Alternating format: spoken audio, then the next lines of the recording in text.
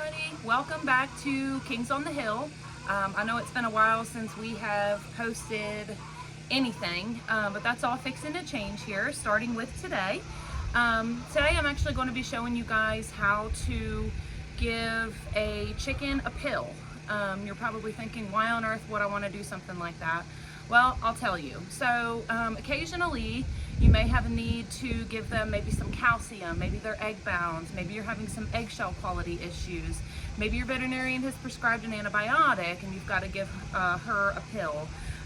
Or actually in a recent case, we had one of our young pullets. I don't know if she jumped down off of something wrong or whatever, but she injured her leg pretty good. She was lame for a couple of days.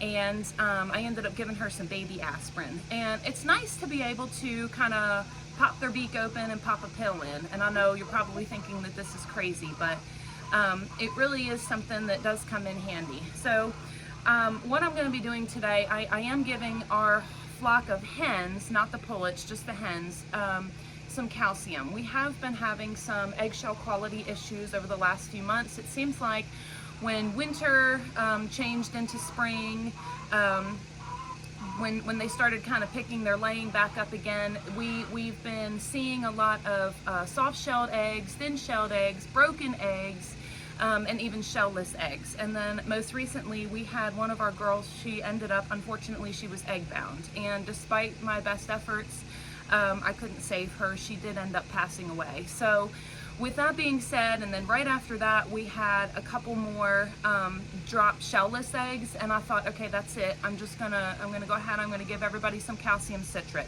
This is just over-the-counter calcium citrate. It's got some D3 in it, so it helps with absorption.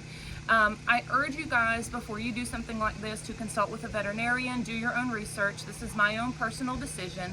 And calcium citrate is not meant to replace the calcium that is in their feed or giving them oyster shells. Despite these girls having a 3.5% calcium feed, and then I also give them free choice oyster shells. They get two different kinds. They get the one that look more like flakes, and then they get the ones that look more like pebbles. I also give them black soldier fly larvae almost daily. You do want to be careful with how many treats you give them. And then they also get their own eggshells fed back to them as well. And we are still having these egg quality issues. So this calcium citrate is meant to kind of give them a supplement or a boost to their diet. This is not meant to replace their diet. So this is just me really trying to help them out, because we just had a hen pass away from egg binding, and I don't want that to happen again to my girls. So I'm going to do it for about a week. This is day 5. So but just demonstrating to you guys what all it kind of involves to give them a pill of really any kind. So this here is my calcium pill. It's, hold this for you like this. It's pretty large, but I mean, she can take it. I've seen them eat mice, frogs, snakes, swallow it whole. So you look at the size of that calcium pill and you're like, whoa, but they actually, it's really not a super big issue to feed to them. So here's my demo gal. This is Miss Flop. She is affectionately called Big Flop because when she was about 12, 13 weeks old, I thought for sure she was a rooster. She had the biggest, reddest, floppiest comb, as you can see. But she is a girl, I promise. But she just became known as Miss Flop. So what I like to do, I like to keep them as calm as possible. I don't want to stress them out unnecessarily. But I do like to wrap them up in a towel and keep them kind of snugly wrapped in here. And then also it kind of covers their feet and protects my legs so they don't claw me. And then she's a pretty good sport. So usually I've got them kind of wrapped under my arm, and what I'm going to do is just put my hand behind her head, and I'm just going to gently open her beak with my thumb and my pointer finger. That's all I'm going to do. And then I'm going to have the pill ready, and I'm going to pop the pill in, and then I'm just going to give her a minute to, allow her to swallow. And then I am going to give her a second one. These are petites, so they're only 200 milligrams a piece. So I'm going to give her a total of 400 milligrams of calcium. And what we'll try to do is slow down the editing so that, you can maybe get a little bit better view of what I'm doing here. But all right, here goes. Come here, Miss Flop. I know, honey. That's a good girl.